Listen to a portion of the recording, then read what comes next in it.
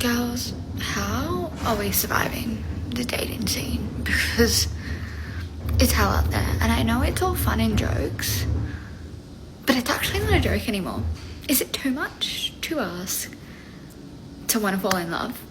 I want to be loved, I want to show love, I want to be able to love someone. And all men want to do nowadays is like your Instagram story. Like, I'm so sorry, but there has to be a better way than Hinge. Like, I just can't. I can't deal with it. Men, don't ignore your story. The man who ignores you is the man you want. And that's a completely different thing. Because you're getting messages, you're getting attention. The problem isn't the dating market. The problem is that 80% of the available men don't interest you. You only want Chad, and Chad isn't choosing you. Today, we're going to look at exactly that. Modern women, armed with all their independence and social media confidence, panicking because the man they actually want simply doesn't care about them. But before we get started, give us a like and leave your thoughts in the comments. Let's get into it.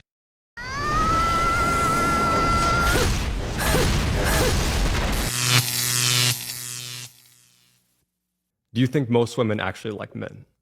No, I'm glad that you mentioned that in the book. Another ugly truth that guys need to get through their head. Most women don't like you guys.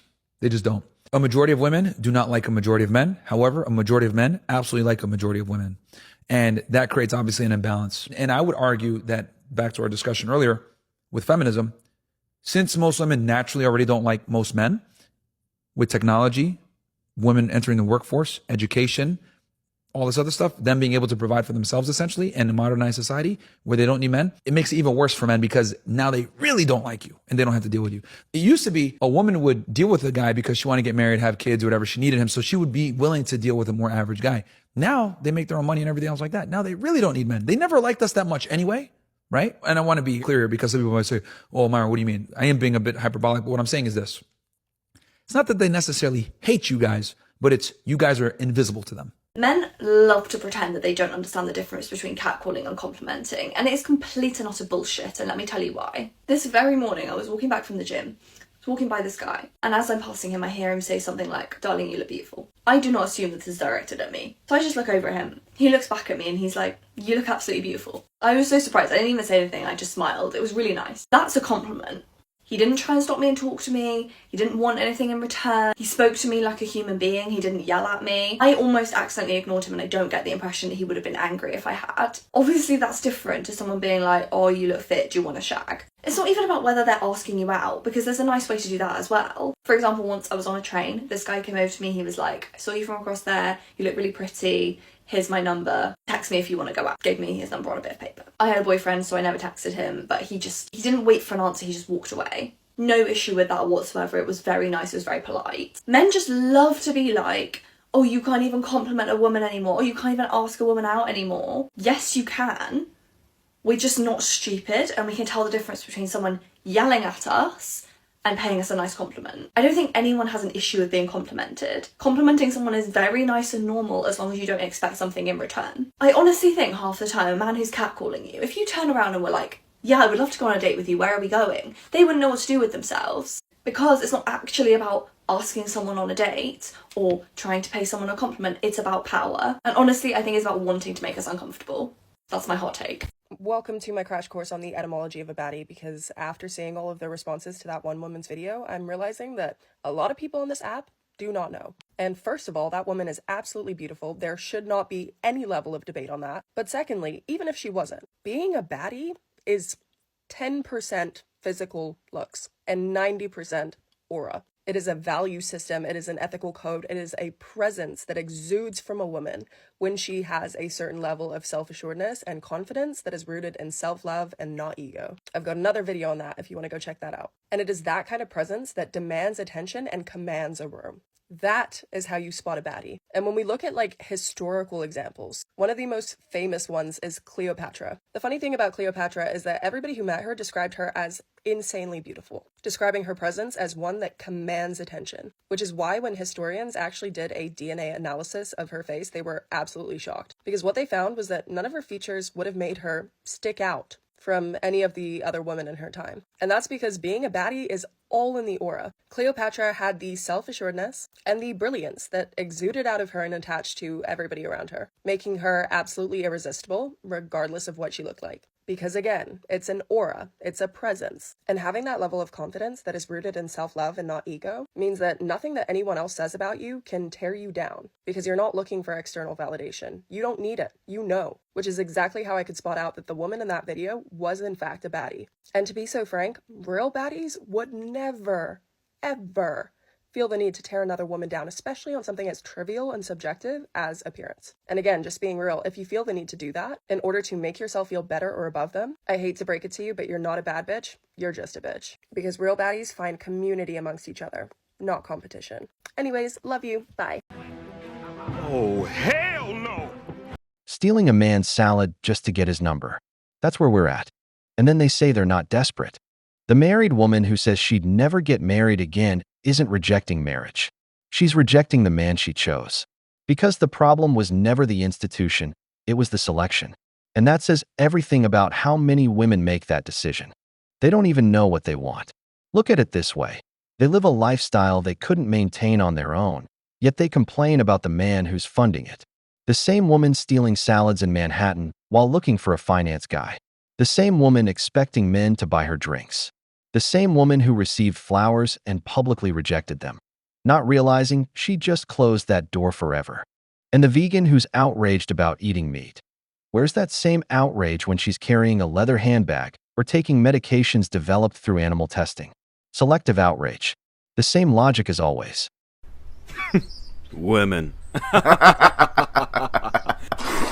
Guys, the dating scene is getting so bad in New York City that I am seeing on TikTok there are girls going into Midtown during the week and stealing Finance Bros salads for lunch.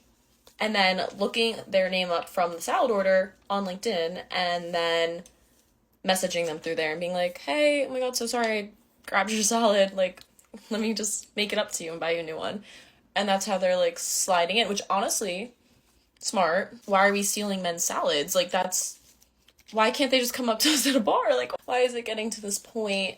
Men, just please step up or your salad's gonna fucking get taken. Your lunch is gonna get taken every week. Like, I'm seeing girls get so creative these days. Like, they're making bracelets with their phone numbers on them and giving them to you guys at the bars.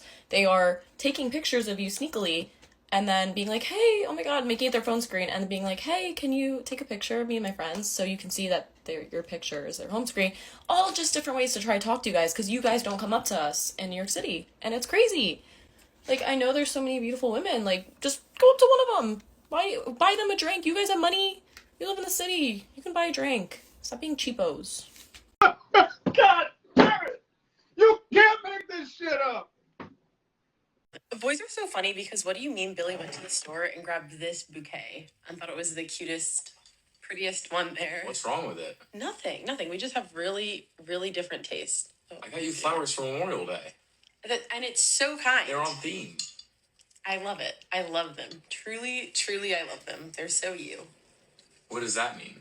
I am patriotic. So good. For most men, this would absolutely be the last time that he bought you flowers. Because not only are you kind of complaining, but you're also making fun of him publicly. And let's not forget that this is over Memorial Day flowers. I mean, what girls are getting Memorial Day flowers? I mean, the man is literally asking you what is wrong with them because it just doesn't make sense to him. And honestly, it shouldn't make sense. Because most people would think that any flowers is better than no flowers. I don't care what color they are. Anyways, the last thing I have to say about this is that you should appreciate those flowers because it's probably going to be the last, at least Memorial Day flowers that you'll receive. Specifically for married women over the age of 40 with children. If you could relive life again, would you get married? I've got the results. At time of posting, there was 419 comments, okay? Now, of those, 89% of women were over the age of 35. Now, from those 419 comments, only 32 women said that they would get married again. So that's 7%. 7% of women that answered the question said that they would get married again. That means 93% of women said they would never get married. Single girls, listen to us. Listen to us. 89% of women who are over 35, 93% of them said they'd never get married. Girls, what are you doing? Girls, what are you doing? If you're going to get married, wait. Wait till you're at least over 30 so you can see, okay, can this fucker do shit for himself? Because otherwise you're going to get stuck doing everything. Listen to the maths. No, God! No, God, please, no! No! No! No! No. I'm not going to sit and listen to someone say eating meat isn't inherently bad when you think that humans have been around for billions of years. You'll have to go and read this screenshot. Just put a screenshot of a comment that she made. Firstly, humans have been around approximately, like a 250,000 years? 300,000 years, maybe? So the fact you think it's billions is already making your point seem a little bit strange. But I personally, in my opinion, believe that eating meat is inherently unethical and inherently wrong because you are treating these animals as a means to an end. You are treating them as food. You are not seeing that they also have a right to live a life free of, inhumane deaths. I mean, there's no humane death really anyway, but that's a whole other topic. You are violating that animal's basic rights to live life. That to me makes it sound like eating meat is inherently bad. I understand that part of this argument is not everyone has the means to be vegan, for example. I'm not saying that, you can eat meat and still understand it's inherently wrong. I don't get that personally, but whatever. But I do understand that being vegan can sometimes be a privilege, but I also think it's probably easier than a lot of you think. I think that kind of argument that it is a privilege and you have to be really privileged to be a vegan is kind of just almost feels like a little bit of a getaway strategy for a lot of meat eaters. I personally do think eating meat is inherently bad, and I will die on that hill. That is a hill I will die on. Cocaine's a hell of a drug. The woman who hates men is, deep down, processing the fact that men don't choose her. That's where it starts. It's not ideology, it's a wounded ego. That's why she always paints the worst possible picture. Men are violent, immature, deadweight. It's never simply that he doesn't want her. Look at the pattern. When a man doesn't take her out, he's cheap. When he doesn't call, he's a coward.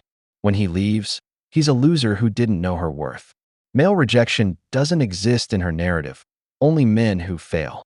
Because admitting that a man consciously rejected her would destroy the entire framework. If he can choose not to choose you, then you're not the queen you think you are. And for certain women, that's literally unthinkable. In a couple of days, it is going to be June, which means that the men are going to come out of the woodworks and talk about their mental health for Men's Mental Health Month, and then demand that you as a woman give a fuck about it. Really? Is that what they do? Well, let's all keep in mind that these men who are going to be posting about men's mental health have done absolutely zero advocacy work for women over the past year. That's quite an assumption. But that only tells me that someone hasn't been paying attention. Because there are multitudes of men that advocate for women every single day. It's just that not all of them do it on social media, so I understand if someone hasn't seen it. Let me also add that the biggest victims of men's mental health struggles are going to be the women and children around them. While that is in part true, women and children are sometimes the victims of men's poor mental health. I would say those that suffer from mental health problems are actually the real victims. Because if they had actually received the help that they needed, then there wouldn't be any secondary victims in the first place. The only person responsible for the management of your mental health struggles is you. Indeed. That is why it is paramount that men, as well as women, discuss mental health of everyone, not just men. But the reason that it's Men's Mental Health Month is because there's over 600,000 men per year that remove themselves from this mortal plane. But I understand why someone would have no sympathy for that. I also want to remind you that women are not responsible for why men cannot talk about their mental health struggles. Do I have to care about random men on the internet's mental health? No. But you do have the space to speak about that. What a safe space it is with individuals putting out messages like this. But you guys chose to listen to Andrew Tate and fall down the red pill pipeline, and now you think that going on a walk will fix your schizophrenia. I wonder, does talking down to people ever actually get the desired results that someone is looking for? When men on a mass scale start advocating for women's issues and start caring about liberating women, maybe then women will give a fuck about your mental health issues, but that is not going to be this June. Well, contrary, gentlemen, to what you see on the internet every day, there are actually multitudes of actual good women out there that really do care about your mental health in addition to everyone else's and understand the importance of Men's Mental Health Month. You guys have not put in the work to deserve the sympathy and empathy from women and the work from women to advocate for your struggles. Well, if people have to put in work to now be deserving of basic human kindness and empathy, I think there are a lot of women out there that are going to be left out in the cold. He's not rejecting you, he's rejecting the man he's to become in order to be with you. You're a heavyweight. Do you know how a man will go in the gym? He's not going to lift something out of his range because it's too heavy. It's embarrassing. He's going to make a fool of himself because you can't lift it. That's you. You're a heavyweight. You're too much for him. That's why he needs to go find less. Because he knows he might love you. He might want to be with you. He might all of that. But he knows that he doesn't have it in him to become the man for you. Because you deserve way fucking better. So be grateful that man left you alone. Now there's room for someone that actually is going to truly fucking appreciate you. You are not his teacher. You are not his guide. You don't have to teach him how to fucking be. Because as a grown man, the fuck do you not know how to act rightfully? Like, I'm sorry. Like, that is, how do you not have the capacity to have some emotional intelligence? That is embarrassing. Why would you want a bum like that around you? How, like, you're the queen baddie that you fucking are. You want to have a bum like that around you? That says a lot about yourself, girl. Get the fuck and be grateful that he is gone because you don't need that fucking loser around you. I just saw a video of a very unfortunate looking girl telling women who are 160 pounds to act their weight. But I'm confused because this bitch needs a full rhinoplasty, partial veneers on the top, upper bleph, 3 rounds of Sculptra, chin lipo, and facial balancing. You do realize people can get skinny for like $300 a month these days, right? You know how much it's gonna cost to fix your fucking face? Thousands, babe. Thousands. The woman who hates men is, deep down, processing the fact that men don't choose her. That's where it starts. It's not ideology, it's a wounded ego. That's why she always paints the worst possible picture. Men are violent, immature, deadweight. It's never simply that he doesn't want her. Look at the pattern. When a man doesn't take her out, he's cheap. When he doesn't call, he's a coward. When he leaves, he's a loser who didn't know her worth. Male rejection doesn't exist in her narrative, only men who fail. Because admitting that a man consciously rejected her would destroy the entire framework. If he can choose not to choose you, then you're not the queen you think you are. And for certain women, that's literally unthinkable. Well, I would put a paper bag on it because her face does not match her body. Well, your height doesn't match your hinge profile, your wallet doesn't match your confidence, and your hairline doesn't match your age bracket. We're all a little bit mismatched. It's okay.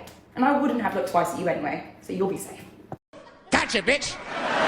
I don't know why anyone is surprised about Gen Z men's misogyny. I've been seeing everybody posting these new findings that about a quarter of Gen Z men think women shouldn't appear too independent or self-sufficient, double the rate of baby boomer men, that 59% of those Gen Z men think that they're being asked to do too much to support equality. Again, a higher share than the other generations surveyed, and a third of those Gen Z men and boys think that a wife should obey her husband. This is a non-surprising outcome of the last half decade, frankly, of talking about the radicalization of young men as men are falling behind. Because these claims have done two things incredibly effectively. They have reframed men holding anything less than about 100% of power and economic resources as falling behind. Instead of recognizing that metrics like gender pay and leadership and power gaps are still very, very much with us and have actually been getting worse in recent years. But these claims have helped cultivate misperception that women's gains are far greater than they actually are, and those misperception gaps are proven to undermine support for gender equity initiative and correlate with misogynistic attitudes like the ones we see reflected in this survey. We also see in the research, quote, the less men acknowledge their privileged status relative to women, the more they feel threatened by feminists, which in turn was associated with endorsing manosphere attitudes. Men who recognize their privilege and foresee changing gender dynamics reported feeling less threatened and showed lower affinity for manosphere attitudes. So when we call out the fallacies that underpin the men are falling behind argument, there is often a criticism that men's struggles are being dismissed. But what's important to recognize here is the difference between recognizing a real problem and misrepresenting what that problem is. In this case, there's a real difference in the way we talk about falling behind and radicalization. And as this research shows, speaking to men's perceptions of victimhood on these kinds of metrics where they decidedly continue to hold the vast amount of power and privilege is actually what radicalizes them and not what helps them. Maybe you saw my post about that that men do more dangerous jobs and therefore deserve to be paid more fallacy, where I pointed out that the home is actually the most dangerous place for a woman to be, and she isn't even compensated for her labor there. But what I wanted to point out was this troll of a response that came up more than once. If your home is the most dangerous place to be in, you might need to get a better home. I try not to respond to these things, but I couldn't keep myself from just dropping this link. What I want to point out here, though, is what that kind of trolling response is seeking to do. So my post is about systemic structural problems that are incredibly well documented, where women's unpaid labor is exploited and where gender-based violence flourishes in the home. And what this response is designed to do is to reframe these structural problems I'm pointing out as a personal problem. If your home is the most dangerous place to be, that sounds like a you problem. Just like you hear, well, if you're not getting paid as much as your male peers, that's a you problem. It's part of a pattern of taking well-documented, widespread structural problems and gaslighting us into thinking this is just an individual issue. Because if you can successfully do that, you can get women to continue blaming themselves and keep their focus turned inward instead of outward onto holding the systems around them that undervalue them, that subject them to disproportionate violence, and then gaslight them into thinking that there's something they're doing to cause it to account. These are the same tactics that have been used to discredit and disempower women for decades, centuries even, getting us to internalize responsibility for these systemic issues, while these broader systems of power remain totally unchecked and unaccountable.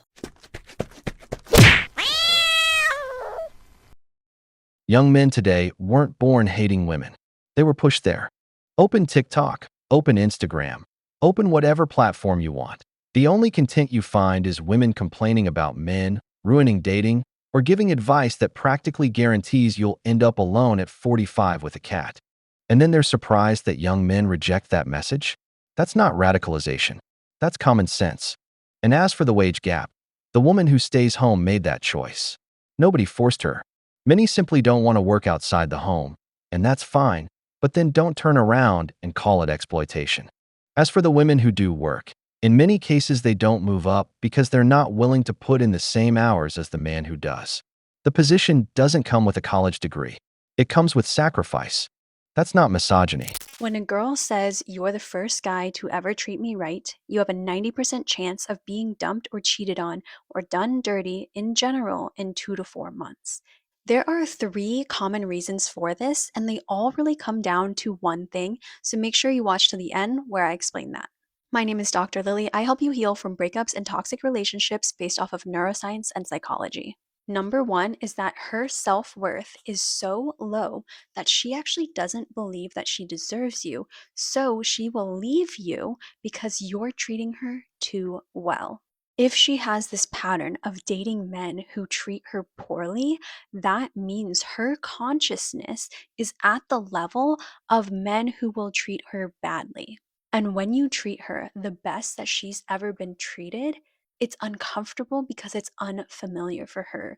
Her nervous system and her subconscious is wired to be treated badly because that's all she has known. This is a reflection of her limited consciousness, not of you. She might be a beautiful woman, a baddie, you might say, but if she doesn't believe that she deserves to be treated well, she will always self-sabotage and go for something or someone who treats her far less than she deserves. Number 2, she might actually like and enjoy the toxicity of being with a man who doesn't treat her well. She gets excited by the highs, the lows, the good, the bad. Part of her loves that this man is inconsistent and speaks down to her. The only reason that anybody stays in a toxic relationship is because some part of them gets something from it. So some part of her gets validated by not being fully chosen by a man. Now, men, this does not mean that you should be toxic. It does not mean to go against your nature, to treat women well, and to be consistent. It's simply a reflection of this woman and where she's at. And if you're looking for something serious and real and long term, you can't trust a woman who is chasing toxicity, the highs and the lows, because that kind of woman will never be satisfied. And as soon as you get comfortable, she's looking for the next exciting thing, which means that you need to be aligned to a woman who is not like that, who doesn't love the roller coasters and is looking for a man who shows up consistently and treats her well. And those women exist. The third reason that this might happen is that you might be treating her well, but if it's coming from insecurity, fear, or scarcity, that actually repels a high value woman who is looking for a healthy partnership. Or if you're treating her right, but not attuning to her emotional needs, she's going to want to look elsewhere. So, this is an opportunity for you to see, am I leading from a grounded place because I truly desire this person? Or is it because I'm afraid I'm not going to get anything else? I see this person as higher or better than me and I need to chase them? Or are you too distracted or not in tune with your own emotional state that you can't show up for her? All of these cases are a sign of self sabotage, which is driven by one's own subconscious beliefs. So, if this woman believes that she is unworthy of love, or that love needs to be earned and needs to be chased after in order for it to be valuable, or in order for her to prove that she is valuable and worthy of love, then she will always go after men who will force her to chase them. And she will abandon a man who actually treats her right because that's not in line with her beliefs. And if somebody is treating her well, then that is unfamiliar to her subconscious. It isn't aligned with the stories that she's created. And she needs to go back to what is familiar because to her nervous system and to her subconscious, that is considered safety, even if it means poor treatment or self abandonment on her end. And men, if you are over giving to a woman or doing nice things for her, but it's coming from this place of fear or like you have to prove yourself, that is also your limiting belief that you aren't worthy of love. And so you will then attract this woman and then repel her because that isn't safe to her. It's not coming from genuine intent. So there's always fine print with every action that she is going to have to owe you something, or that you are reliant on her approval for you to feel whole or like a man, which will only repel healthy women and will actually attract wounded women who do want to use you. So, if you want to break out of this cycle and stop attracting women who don't want the love that you can give or use you, and finally attract the woman who will show up for you and will stay and inspires you to elevate your life in every way, you must start by looking at the stories and beliefs that you've created that has aligned and attracted these unhealthy women and repelled the healthy women that you want. The wife that you want to build a healthy, lasting relationship with, she's not going to be attracted and kept by dating tricks and tips to help you attract women. She gets attracted and stays for the man who is grounded in his masculine and knows how to lead from a healthy place. She stays because both of you believe and put in the intentional action to create a healthy and sustaining relationship. This is exactly the kind of work that I do with my clients. If you want coaching, the links are all on my page. Become the man that naturally attracts that dream woman. A woman who spent years riding the Chad carousel doesn't come out untouched. She comes out addicted. That emotional roller coaster. The man who shows up and disappears, who ignores her and then pulls her back in, rewires her nervous system. She gets used to the adrenaline. And when a serious, stable, consistent man comes along, her body interprets it as boredom. That's when the real problem starts. She looks for drama where none exists. She creates conflict out of thin air. She doesn't bring peace into your life. And on top of that, she hands you the bill for everything she went through before she met you. That's why I tell men, have a framework for your life. Be clear about what you want and what you're looking for in a woman, her appearance, her behavior, the way you expect to be treated, and even what you want to bring into her life yourself. When you have that level of clarity, it's much harder to end up with women like that. Remember this phrase: a ship that doesn't know where it's going will consider any destination an arrival, because it never really had a direction in the first place. We've reached the end of the video, but before we go, the questions are for you. Is stealing a man's salad to get his number cleverness, or just desperation in disguise? Why is it that the woman who criticizes provider men the most is often the first one looking for one? If you enjoyed the video, make sure to give it a thumbs up, subscribe to the channel, and turn on notifications. Your support means a lot to us and motivates us to keep creating more content. Stay tuned for the next video from the wall.